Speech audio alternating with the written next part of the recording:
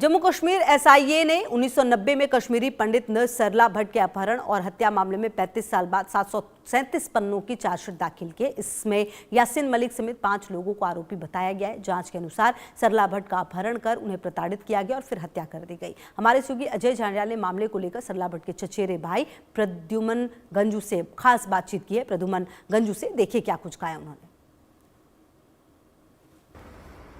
35 साल के बाद सरला भट्ट और उनके परिवार को इंसाफ की आस लगी है जब स्टेट इन्वेस्टिगेशन एजेंसी ने चार्जशीट जो है वो दाखिल कर दी है। मेरे साथ इस वक्त प्रद्युमन भट्ट जी हैं जो उनके काजन हैं, उन्हीं से जानते हैं सर कितना मुश्किल था ये दौर 35 साल का इंसाफ के लिए लड़ना और आज आखिरकार एक आस जगी है। बहुत ज़्यादा बहुत मतलब बयान ही नहीं कर सकते कि ये कितना मुश्किल दौर था। 35 साल नहीं, इसमें 37 साल हो गए। 37 साल से इंसाफ नहीं मिल रहा था उनको अपनी जगह। अब इस वक्त इंसाफ अगर मिल रहा है, ये पुरानी कहावत है जस्टिस डिलेड जस्टिस डिनाइड।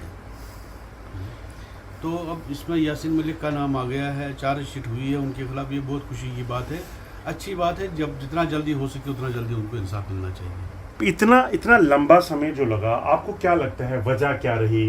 क्या उस वक्त की सरकारें जो थी उनमें इस चीज को नहीं था? ये तो सरकारों पे ही डिपेंड है। उस वक्त की सरकारें जो है, उस वक्त की सरकारों के साथ यासीन मलिक तो डिनर करते थे। मनमोहन सिंह जी के साथ डिनर पे बैठे थे यासीन मलिक।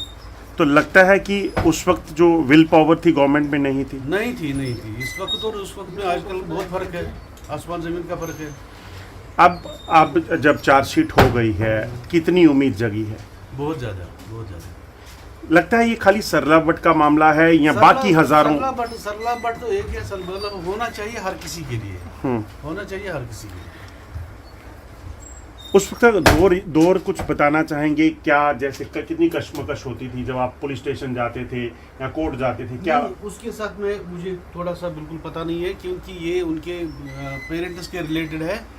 मैं तो उसका कजिन हूँ। मुझे इतना पता है जब उसको मारा गया, जब उसकी क्रिमेशन हो गई, हम क्रिमेशन ग्राउंड पे गए थे एशेस देने के लिए। 2 बंदे थे, एक थे उनके फुफड़ जी थे, दूसरा मैं था। वो उठाने के लिए, एशेस उठाने के लिए हम गए थे वहाँ पर। कम से कम वहाँ पर 200 बंदे थे जिन्होंने वो एशेस अपने जूतों से फेंक दिए, उधर इधर कर दिए। फिर हमने एक मुट्ठी उठाई, वो एशेस वो अपने फैरन में डाल दी और आगे वापस दूसरे दिन सवेरे हम भाग गए। मतलब एशेस भी उठाने नहीं थे, अस्थियां भी उठाने नहीं थे। अस्थियां भी उठाने नहीं दी। तो अब जब इंसाफ की आस लगी है, क्या कहना चाहेंगे? अच्छी बात है, अच्छी बात है। अगर इसको इंसाफ मिलेगा तो अच्छी बात है, और सबको मिलना चाहिए इंसाफ। जैसे बाकी है, टिक्कालाल टप्लू जी है, नीलकंठ गंजू है, गिरजा टिप्पू है, सजेश टिप्पू है, हर एक के साथ इंसाफ होना चाहिए। ये खाली सरला भट्ट नहीं है, बहुत से लोग ऐसे हैं।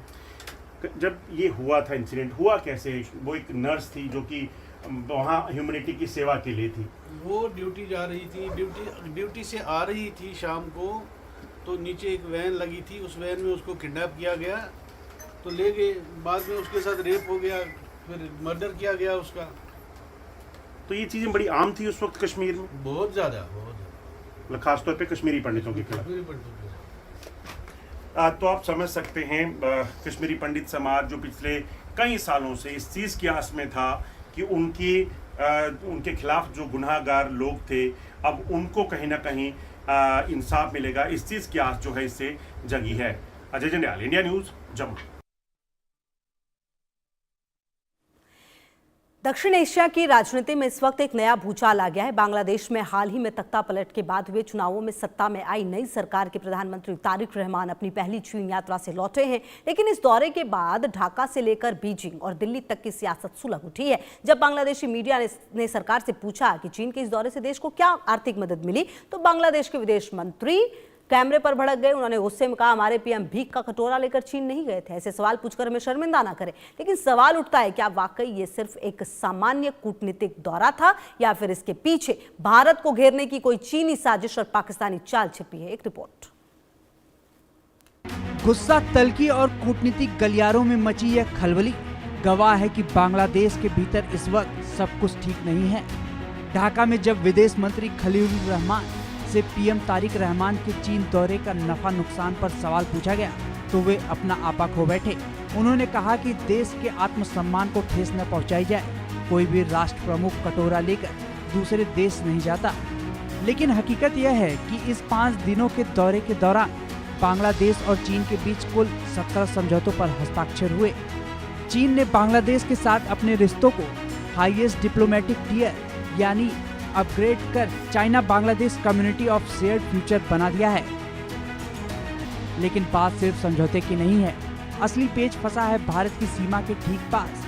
इस दौरे के बाद जारी साझा बयान में साफ कहा गया कि चीन अब बांग्लादेश के तिस्ता नदी व्यापक प्रबंधन और बहाली परियोजना को पूरा करने के लिए अपनी पूरी ताकत और फंडिंग लगाएगा। याद रहे, तिस्ता नदी भारत से होकर बांग्लादेश जाती है और भारत हमेशा से इस प्रोजेक्ट में चीनी दखल का विरोध करता रहा है। भारत की सुरक्षा एजेंसियों को डर है कि तिस्ता प्रोजेक्ट के बहाने चीनी इंजीनियर्स और ड्रैगन की सेना भारत के चिकन नेक के बेहद करीब पहुंच जाएगी, जो भारत को पूर्वोत्तर राज्यों से जोड़ता है। ड्रैगन की यह सीधी साजिश भारत के लिए एक बड़ा सुरक्षा खतरा बन चुकी है। इस पूरे खेल में पाकिस्तान की खुफिया एजेंसी ISI की चालों को भी नजरअंदाज नहीं किया जा सकता।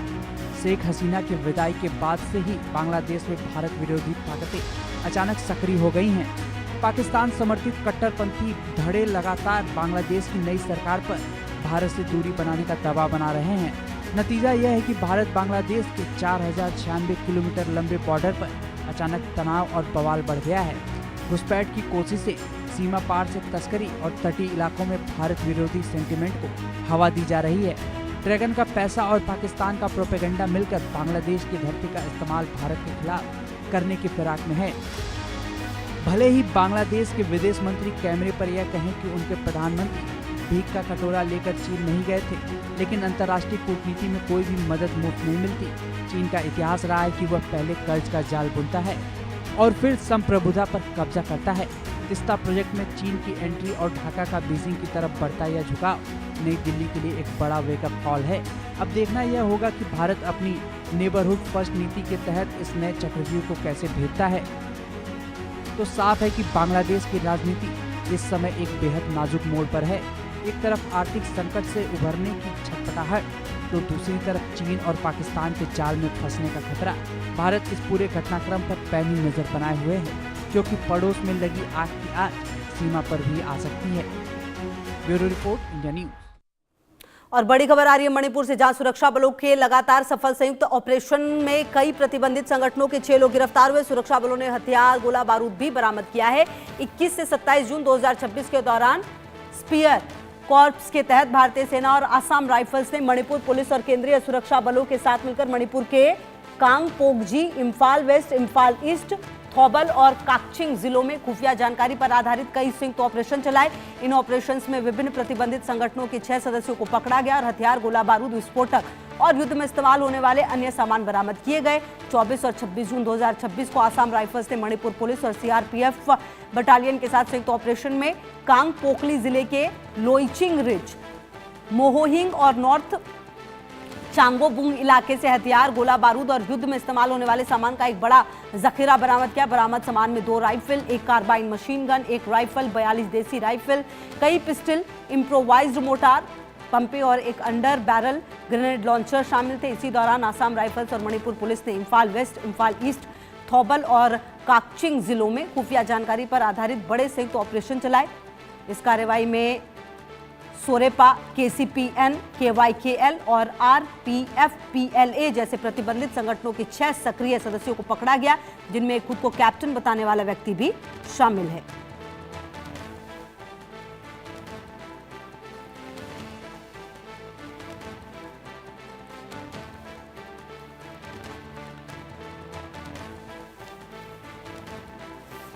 तो प्रतिबंधित संगठनों के 6 लोग गिरफ्तार हुए हैं और एक बड़ी कामयाबी निश्चित तौर पर सुरक्षा बलों का ये जो संयुक्त ऑपरेशन था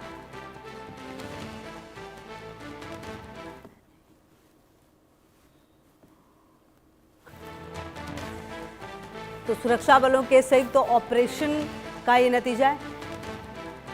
प्रतिबंधित संगठनों के 6 लोग गिरफ्तार हुए। सुरक्षा बलों ने हथियार, गोला बारूद भी बरामद किया। पिछले कुछ समय से अगर आप देखें तो मणिपुर में जो स्थितियां हैं वो काफ़ी ख़राब भी रही हैं और ऐसे में ये जो प्रतिबंधित संगठन है ये अक्सर इस तरह की कोशिश करते हैं जहां पर शांति जो बहाल हो मणिपुर में वो ना रहे, और इसमें इनका नाम लगातार आता है। और अब जो सुरक्षा बल हैं उन्होंने संयुक्त ऑपरेशन किया है, जिसके बाद आपको बता दें कि गोला बारूद समेत 6 लोगों की गिरफ्तारी हुई है। पूछताछ उनसे निश्चित तौर पर होगी। पूछताछ में ये पता चल पाएगा कि आखिरकार ये किस तरीके से मणिपुर को दहलाने की साजिश लगातार करते रहे हैं, मणिपुर में किस तरह से जो परेशानियां हैं वो लगातार बढ़ाने की कोशिश इनकी तरफ से की जाती रही है। तो सुरक्षा बलों ने हथियार गोला बारूद भी बरामद कर लिया है, और अब ये संयुक्त ऑपरेशन जो मणिपुर में किया गया है उसको निश्चित तौर पर सफल माना जा रहा है। हालांकि अभी और पूछताछ होगी, हो सकता है कि इस पूछताछ में और बड़े खुलासे होंगे और आने वाले समय में और गिरफ्तारियां हो सकती है, क्योंकि निशानदेही पर कई ऐसी गिरफ्तारियां होने की उम्मीद जताई जा रही है। और फिलहाल ये संयुक्त ऑपरेशन जो हुआ है उसमें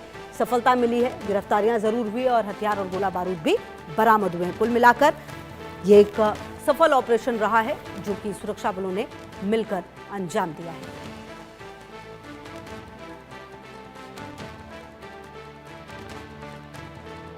छह लोगों की गिरफ्तारी हुई है, जिसमें से एक ने अपने आप को कैप्टन भी बताया है। बहरहाल अब जांच और आगे बढ़ेगी, पता ये चल पाएगा कि जो ये लोग हैं वो किस तरीके से इस पूरे घटना को अंजाम देते थे।